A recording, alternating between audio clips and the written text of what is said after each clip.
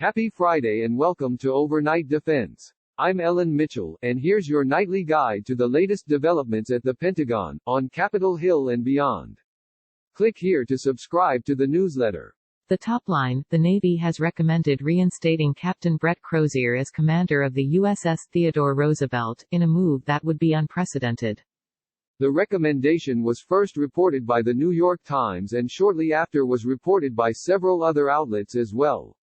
Top Pentagon spokesman Jonathan Hoffman said in a statement that Defense Secretary Mark Esper received a verbal update on the recommendation from Acting Navy Secretary James McPherson and Chief of Naval Operations Admiral Michael Gilday.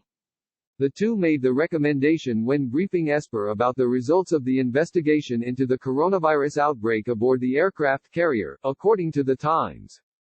Esper asked for more time to consider whether to reinstate Crozier, the Times noted. After the Secretary receives a written copy of the completed inquiry, he intends to thoroughly review the report and will meet again with Navy leadership to discuss next steps. He remains focused on and committed to restoring the full health of the crew and getting the ship at sea again soon, Hoffman said. Lawmakers respond. Following the reports, House Armed Services Committee Chairman Adam Smith, D. Califf, called on Esper to reinstate Crozier immediately. A congressional aide said Smith has not yet been briefed on the investigation. While Captain Crozier's actions at the outset of the health crisis aboard the TR were drastic and imperfect, it is clear he only took such steps to protect his crew, Smith said in a statement. Not only did Captain Crozier have the full support of his crew, he also attempted to work within his chain of command. During this time of crisis, Captain Crozier is exactly what our sailors need, a leader who inspires confidence. Esper inclined to back Navy recommendation. Crozier was removed from his position as the commander of the Roosevelt earlier this month after a letter he wrote pleading for help with a coronavirus outbreak aboard leaked to the press. The Pentagon said earlier Friday that Esper would be generally inclined to support the Navy's recommendation.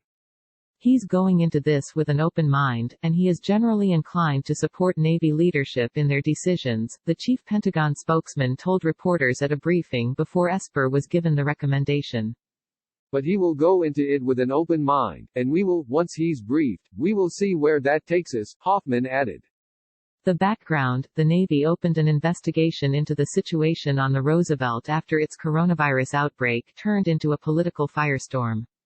Crozier's letter asked for permission to offload all but 10% of the ship's crew and warned that sailors do not have to die. Crozier was fired by then-acting Navy Secretary Thomas Modly after the letter leaked. Modly resigned after he traveled to Guam to give a speech about the Roosevelt that berated Crozier as stupid or naive.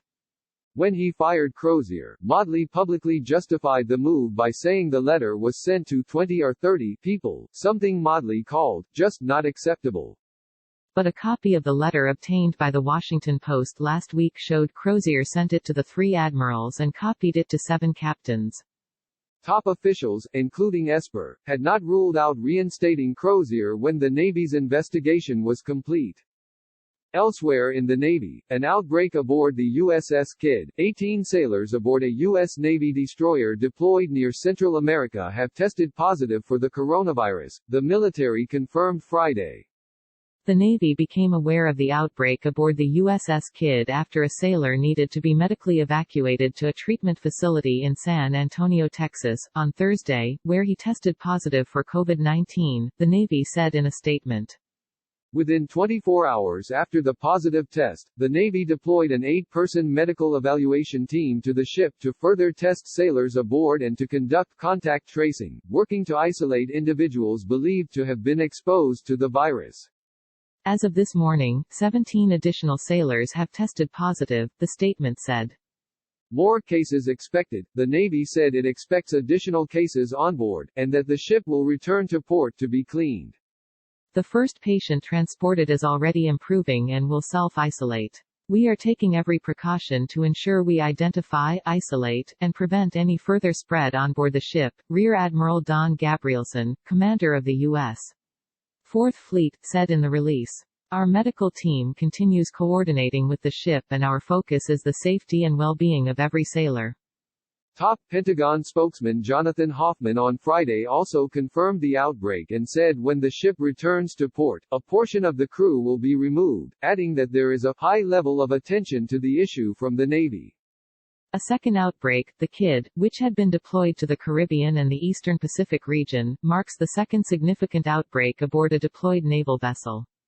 The coronavirus outbreak aboard the USS Theodore Roosevelt in March garnered national attention after Captain Brett Crozier wrote a letter imploring the Navy for help with the outbreak. Troops sue Pentagon over slowed naturalization process. 6 U.S. troops filed a class action lawsuit Friday alleging the Pentagon is blocking their ability to use an expedited process to become naturalized U.S. citizens.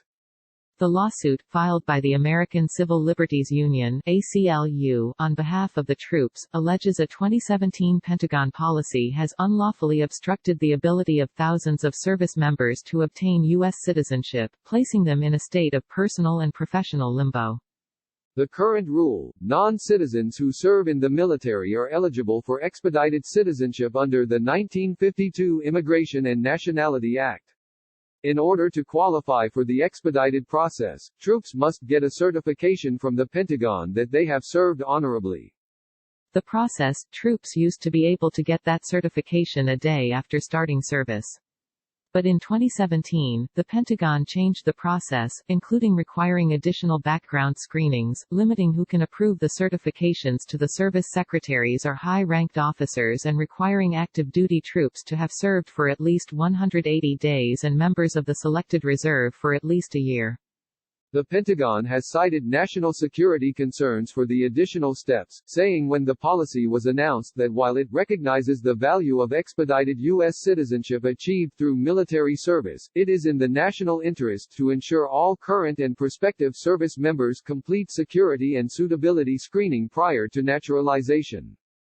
What the lawsuit claims the 2017 policy makes it difficult, if not impossible, for service members to benefit from expedited naturalization.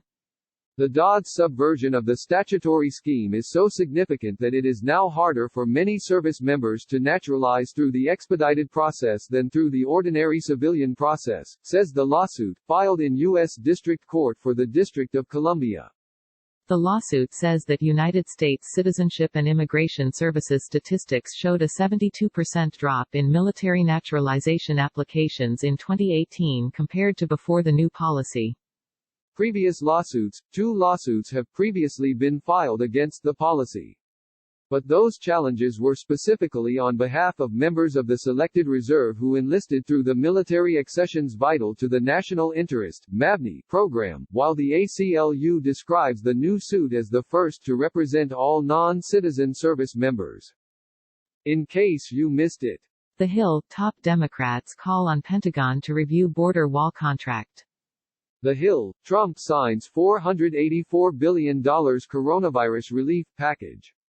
The Hill, NASA develops ventilator prototype in just 37 days. Defense News, 5 F-35 issues have been downgraded, but they remain unsolved.